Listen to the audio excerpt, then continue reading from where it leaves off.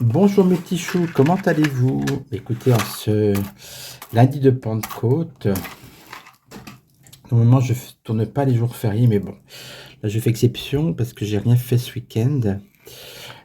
Et puis, j'ai vu une vidéo hier qui m'a beaucoup intéressé, que je vous ai partagé d'ailleurs, la vidéo de la chaîne I Am Mazekin que je suis depuis plusieurs années. Et en fait, elle a constaté qu'il y avait beaucoup d'éléments sataponiques durant l'Eurovision. Bon, ça ne vous aura pas échappé pour certains, vous avez déjà remarqué ça. Il y avait également beaucoup de drapeaux LGBT qui en fait ont surpris beaucoup de monde parce qu'en fait normalement dans l'Eurovision vous avez les drapeaux des pays mais pas des drapeaux de revendication puisque ce n'est pas un pays. Voilà, bon bref. Autre coïncidence, le gagnant Nemo, sa sœur travaillerait pour les labos du Vaxfax en Suisse, vous voyez, donc il y a des petites coïncidences comme ça, un peu troublantes, donc tout était très bizarre. Et puis l'Irlande a quand même fait vraiment quasiment une messe sataponique en direct quand même, hein, pour ceux qui ont vu l'Eurovision. Donc beaucoup de choses très choquantes. Et moi, je voulais vérifier avec les tarots, pourquoi est-ce que l'Eurovision devient vraiment sataponique. Voilà. Bon, écoutez, j'ai eu un peu de mal, je vous avoue, parce que Nougat, depuis tout à l'heure, il veut s'occuper des cartes. Bon, Nougat, c'est pas possible. Non, non, non, attends. Non, non, non, attends, tu vas t'ôter. Oh là là. Tu vas rester sur mes genoux. Allez, bon. Donc pour ce faire aujourd'hui, pour ce sujet, je vais prendre le tarot Koshir, le nouveau Béline, l'oracle de la Triade et l'oracle des mondes. Voilà, pour vérifier un peu ce qui se passe au niveau de l'Eurovision. Non mais Nougat, tu vas par terre. Allez, on y va. Est-ce qu'il y a vraiment... Est-ce que tout ça vient du nouvel ordre mondial? Vous voyez, il y a des choses à regarder. Bon, alors c'est sûr que ça n'avait rien à voir avec l'Eurovision du temps de Marie-Myriam. Pour le coup, c'était un petit peu plan-plan, il faut bien l'admettre. Mais là, c'est vraiment trop étrange, on va dire, hein. C'est vraiment d'un extrême à l'autre. Non mais, le gars, ça suffit. Alors lui, on le sort par la fenêtre, il rentre par la porte et inversement. Allez, tu descends. Bon, désolé, en plus il a fait bouger le téléphone. Bon, je sais pas si je vais y arriver aujourd'hui, hein. Allez, on y va avec le tarot Koshir. On regarde les énergies de cette Eurovision.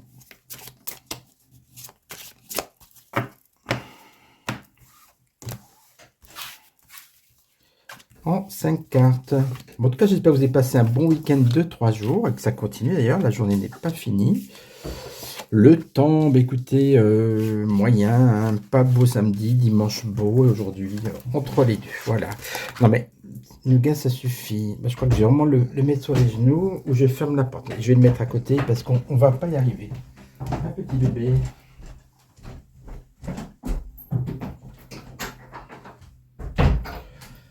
Voilà. Bon, il n'est pas content, mais là, il n'y a pas le choix. Allez, on regarde. On a l'impératrice renversée. Renversement des rôles. Impératrice renversée, c'est aussi c'est la communication, c'est les projets de l'impératrice. Et on voit que c'est une communication un peu inversée et un peu à contre le... Comment dirais-je? À contre-courant des bonnes pensées, j'ai envie de dire, hein. Ah, on a la mort renversée, d'accord. Je vais déjà tout retourner. La papesse renversée. L'étoile renversée, décidément. Et puis la lune.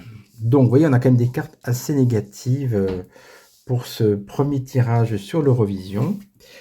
Avec la papesse renversée, c'est des secrets qui sont dévoilés, hein, puisque la papesse à l'endroit, elle garde les secrets, à l'envers, les secrets s'échappent. Et donc, en fait, c'est ce que gardait en secret la papesse, c'est-à-dire toutes ces choses sataponiques, etc., qui sont apparues à l'écran, effectivement, ils se sont lâchés quand même pour cette Eurovision, hein. On voit que ce sont des choses quand même très sombres, hein, avec la mort renversée. Des choses avec une étoile renversée, c'est-à-dire c'est pas des choses scintillantes que l'on regarde dans le ciel, c'est plutôt pareil, c'est C'est l'inverse, hein. Quand l'étoile est renversée, c'est que bah, c'est le sombre, il n'y a plus d'espoir. Et avec ces trois cartes-là, on voit que c'est quand même des énergies très négatives et très sombres. Et puis ça continue avec la Lune, puisqu'avec la Lune, on nous parle quand même d'inquiétude. Il y a aussi des mensonges, des choses très, très lunaires, j'ai envie de dire. Enfin, vous m'avez compris. Cette Eurovision, avec ce tirage, bah, on voit bien qu'il y avait quand même une volonté bah, un peu de désacraliser le côté vraiment très traditionnel de cette Eurovision. Et puis ça a amené finalement aussi un peu une inquiétude pour certaines personnes, parce qu'effectivement, voir autant de choses horribles, c'est un peu inquiétant. On va voir ce que nous dit le Béline par rapport à ça. Allez.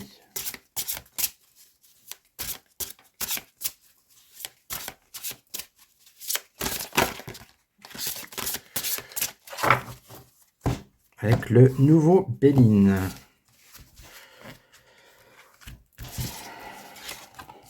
Cinq cartes, bien sûr.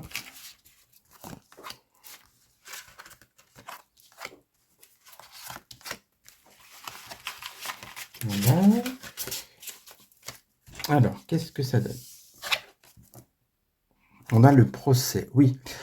En ce moment, on est en train de faire le procès de l'Eurovision parce qu'effectivement, beaucoup de voix s'élèvent contre et des gens étaient choqués. C'était pas du tout un spectacle pour enfants parce qu'à la base, l'Eurovision, c'est un spectacle familial.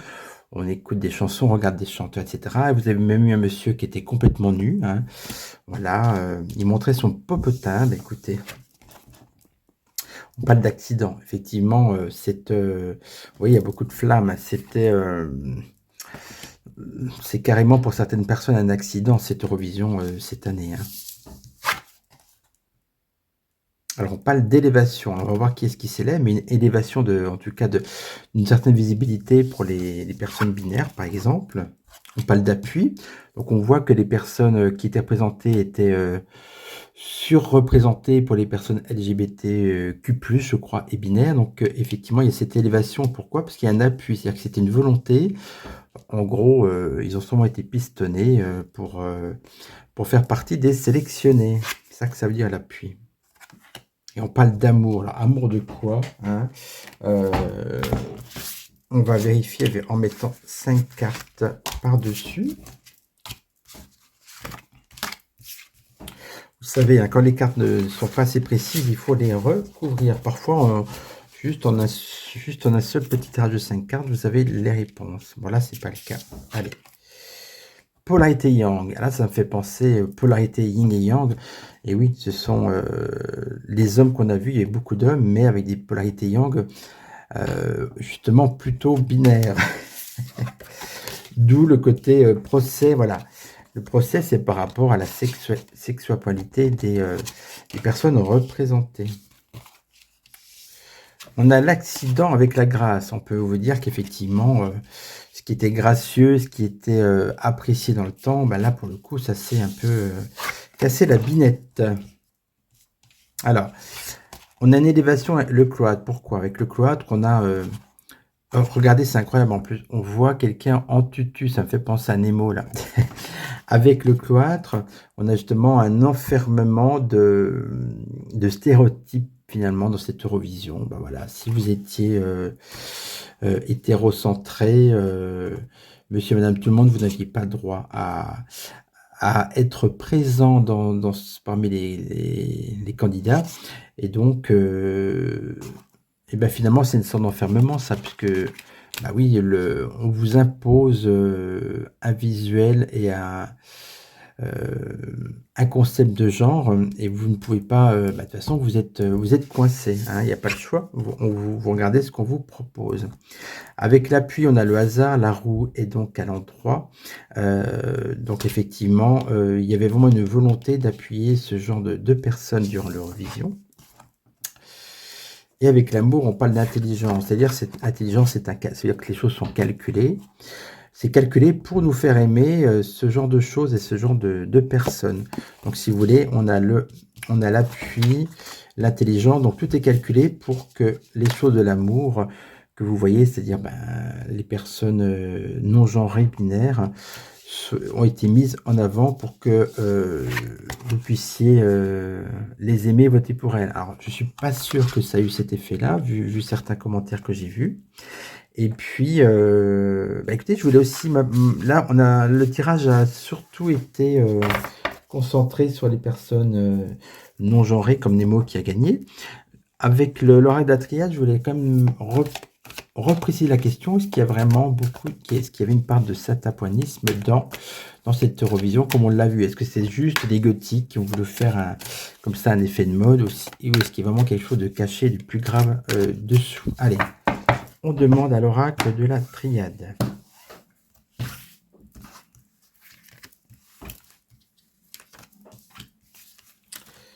Trois,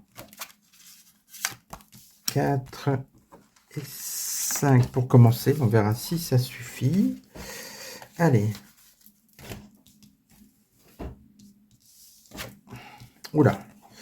Écoutez, est-ce qu'il y avait du ténèbre? Oui. Il y avait vraiment une volonté de faire appel aux forces sombres. Ce sont des gens qui, visiblement, sont addicts de certaines choses ténébreuses. Ordre, je vous ai parlé d'un nouvel ordre tout à l'heure. Ben voilà, la carte ressort, effectivement. Ils sont aux ordres, voilà, de qui on sait. On a la carte du pardon. Alors, la carte du pardon, pour moi, c'est une connotation, vous savez, le pardon du Christ. Donc, c'est une carte...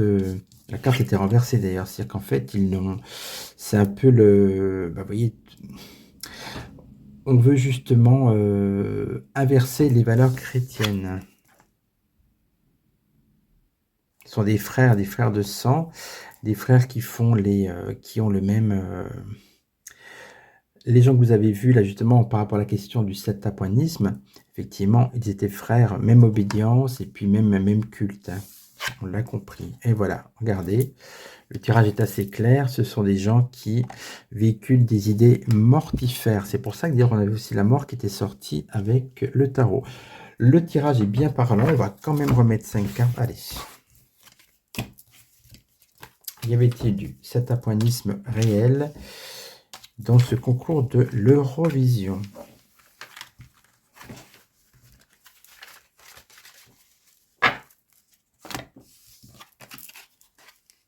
Mutation, protection, voyage, méditation, fusion. Ok. Alors, vous voyez, on parle de mutation, effectivement. Ce sont des gens qui... L'Eurovision est en pleine mutation. On veut, petit à petit, vous verrez avec les années, on veut vraiment le transformer et le rendre de plus en plus ténébreux, j'ai envie de dire. Oui, on parle de l'ordre, le nouvel ordre et la protection. C'est-à-dire qu'en fait, ils sont sous la protection de ce nouvel ordre. Avec le voyage renversé, j'ai pas trop d'idées. Je vais remettre une carte par-dessus. Alors, ça peut symboliser les différents pays. Science, et vous voyez, regardez ce symbole qui ressort quand même. Ok. Donc, ce sont des... Pour moi, ça me fait penser aussi à tout ce qui est les FM, etc. On parle de méditation. Pour moi, la méditation, c'est aussi, par rapport aux frères, je lui ai dit qu'ils étaient de la même obédience, du même culte, même méditation, c'est-à-dire qu'ils font les mêmes prières. Et avec la mort, on a la fusion. Donc, il y a une alliance avec des choses sombres. On a la réussite renversée, mais celui la carte de l'argent, dernière carte aussi, et le sourire. Encore le symbole magique qui ressort. Donc, pour moi, il y a effectivement... il y a quelque chose de satapoinique dans cette émission et cette Eurovision. Alors, j'ai demandé à l'oracle des mondes, est-ce que ça va être toujours comme ça ou est-ce que par la suite, est-ce que ça sera plus... est-ce que l'Eurovision va revenir à ses origines, c'est-à-dire des gens à peu près normaux, qui n'ont pas des... Vous avez vu qu'il y en a un qui avait un spectacle aussi, c'était dans des toilettes apparemment, on voyait des bidets, faire au niveau de la chorégraphie. Donc est-ce qu'on va trouver des gens à peu près normaux, entre guillemets, pour les prochaines années? Quel est le futur de l'Eurovision? C'est la question que je demande à l'oracle des mondes. Il y a trop de cartes qui tombent. Allez, on fait une coupe en 5 cartes.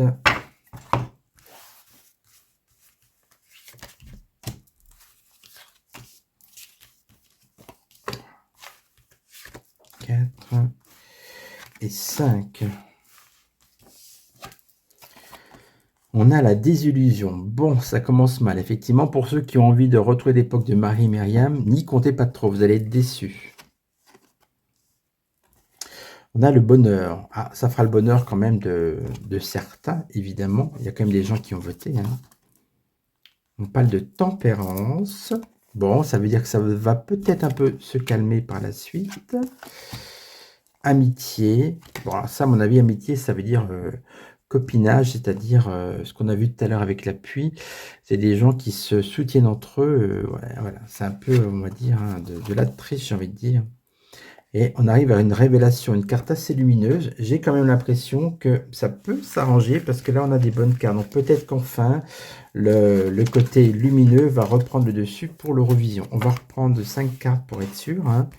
Allez.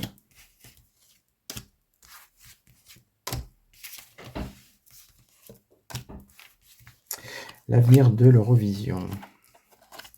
Harmonie. Bon, vous voyez. Bon. Ça a l'air de revenir. La carte blanche. Alors ça, à mon avis, c'est le doute. Bon, on ne sait pas. Je vais mettre une carte par-dessus. Bah, vous voyez. Vraiment, double doute. Hein. Ok. Tempérance et travail. Il y a un gros travail à faire pour que l'Eurovision retrouve sa noblesse d'antan, effectivement. Avec l'amitié, on a la conscience. Bah, c'est bien, ça veut dire aussi prise de conscience, j'ai envie de dire. Ça va avec cette carte-là. Alors, est-ce qu'on finit avec une belle carte? Imagination. Bon, écoutez, oui.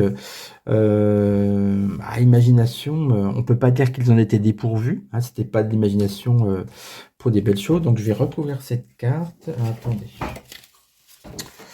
Je vais vous montrer parce que je sais que vous aimez bien voir les tirages, c'est normal. Imagination et peur. Bon, bah écoutez, vous voyez, si ça, c'est pas une carte des ténèbres, malgré une révélation, et l'imagination va vers des choses sombres, va reprendre le dessus. Donc, malgré une prise de conscience, mais on reste dans... Voilà, au niveau de l'avenir de l'Eurovision, on reste dans le doute et une fois de plus, ça va finir quand même dans des choses un peu ténébreuses. Donc, vous ne retrouverez pas l'époque de Marie-Myriam. Ça, c'est certain. On va finir avec une coupe, comme j'aime bien faire. Tiens, avec mon jeu, mon oracle. Allez.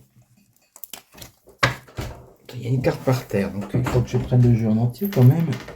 Tant qu'à faire. Pour faire les choses bien. Alors, une coupe pour l'avenir de l'Eurovision. Allez. Pour confirmer ou infirmer le tirage. Les racines, ça on nous parle des racines de l'Eurovision. Donc, est-ce que, effectivement, c'est plutôt bon? Est-ce que ça va revenir aux racines? Hein? Alors, c'est plutôt un peu la question et la réponse, la clé. Réponse très énigmatique. Clé de quoi? Donc, on va regarder en dessous dans ce cas-là. On a la maison. Maison racine, c'est vraiment l'Eurovision, le statut de l'Eurovision et le sortilège. Ben, vous voyez, en fait, on se retrouve dans du très sombre. Les ténèbres sont toujours là pour l'Eurovision. Bah écoutez, voilà, ça confirme la dernière carte du tirage. Bon, ben voilà, vous savez ce qu'il vous reste à faire les prochaines années, à regarder ou à ne pas regarder. Voilà. En tout cas, moi je vous souhaite une excellente journée. J'espère que ce tirage vous aura plu. Je vous invite une fois de plus à regarder l'excellente vidéo de I Am The King que je vous ai partagée, qui vous donnera plus de détails sur ce qui s'est passé durant l'Eurovision pour ceux qui l'auront raté. Elle revient aussi sur une apparition de Madonna en 2019 qui était aussi très ténébreuse, on va dire.